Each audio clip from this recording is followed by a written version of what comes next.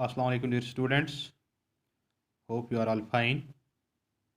देखिए in the previous lecture we discussed statistical series और वहाँ आप जान गए कि जो स्टैटिस्टिकल सीरीज़ होती है इसमें दो टाइप्स होते हैं, एक इंडिविजुअल सीरीज़ होती है और दूसरी फ्रीक्वेंसी सीरीज़ होती है।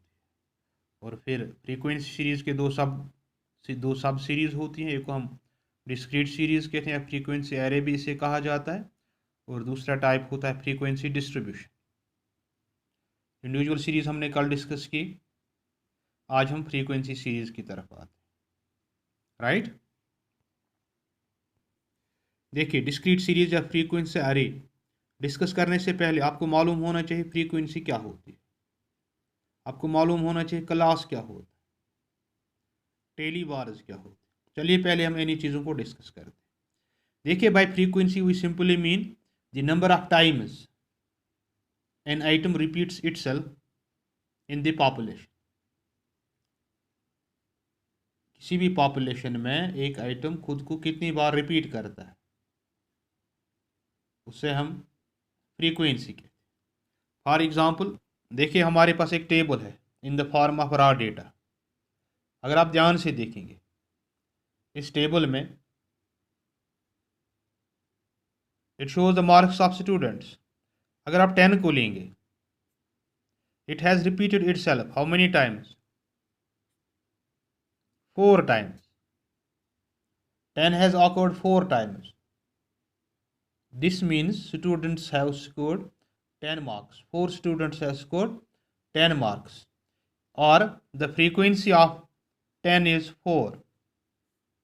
इसे हम फ्रीक्वेंसी कहते हैं। समझ गए? एक आइटम किसी भी पॉपुलेशन में खुद को कितनी बार रिपीट करता है या कितनी बार आकर होता है, इसे हम फ्रीक्वेंसी कहते हैं। The next thing we have to discuss is class frequency.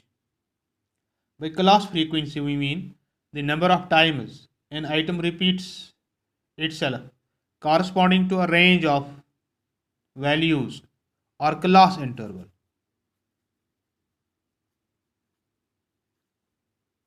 एक क्लास इंटरवल में एक आइटम कितनी बार रिपीट होता है, इसे हम सिंपली क्लास फ्रीक्वेंसी कहते हैं। फॉर एग्जांपल अगर हमारे पास एक क्लास है 10 to 15,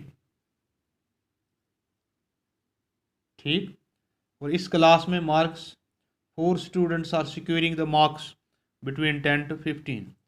जो 4 है it is the class frequency of the class. Then we have 15 to 20। Here the 10 students have got marks in the range 20 to 25 are got by 5 students, and 25 to 30 8 students. इससे हम कहते हैं class 4 is the class frequency, 10 is the frequency of the class 15 to 20, and 5 is the frequency of class 20 to 25 and so on. समझ गए? इससे हम class frequency कहते हैं। आइए अब हम टेली बार्स की तरफ आते हैं। देखिए टेली बार्स क्या होते हैं। Every time an item occurs, अगर किसी भी सीरीज में एक आइटम ऑकर होता है तो उसके लिए हम एक टेली बार देते हैं in the form of this bar against that series corresponding to a particular class interval. Each bar signifies 1। इस बार का मतलब होता है 1। अगर 2 टेली बार्स होंगे तो उसका मतलब होता है 2। आफ्टर एवरी 4 बार्स, अगर 5th बार आता है, the 5th tally will cross all the previous bars. 4 tallies को इसने क्रॉस किया। 10 अगर इस सूरत के टेली बार्स आपके पास हो, इट रिप्रेजेंट्स 5। और इस मेथड को हम क्रॉस मेथड कहते हैं। ठीक, तो ये क्लियर अंडरस्टैंडिंग के लिए लेट्स टेक अ टेबल। हमारे पास एक टेबल है, मार्क्स हैं 10, 15, 20, 25 एंड 30 फॉर एग्जाम्पल। तो यहाँ 10 students, 4 students have got 10 marks. तो अगेंस्ट इसके 4 टेली बार्स हैं। It means the frequency is 4। Here 50 marks are obtained by 5 students. Against it will mark it as 5. फिर इन द नेक्स्ट 20, तो इसमें 8 marks हैं तो 4 के लिए क्रॉस आएगा, फिर 3 होंगे, 5 + 3 = 8। इसी तरह नेक्स्ट में 5 लिए हैं तो एक 4 बार्स और एक क्रॉस।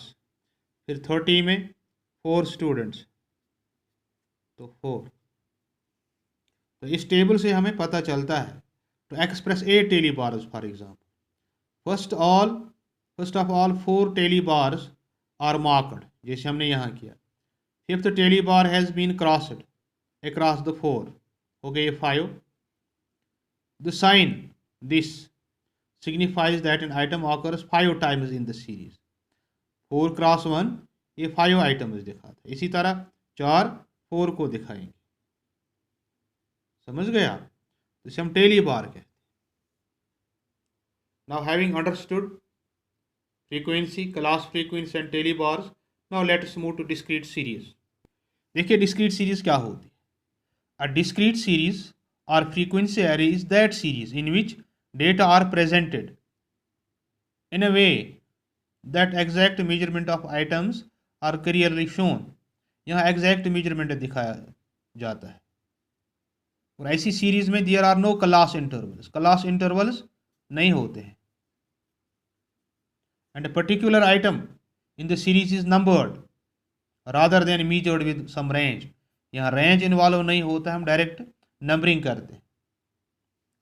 फॉर एग्जाम्पल आपको समझाने के लिए हम एक इलस्ट्रेशन लेते हैं। हमारे पास group of 20 students of class 11th है, राइट। तो उन्होंने डिफरेंट मार्क्स लिए हैं। अगर हमने इस डेटा को डिस्क्रीट सीरीज में कन्वर्ट करना हो तो क्या करेंगे? देखिए, let's take the first marks. पहला जो आइटम है इट्स 11। हमने देखना है कि 11 कितनी बार रिपीट होता है इसमें। Once, twice,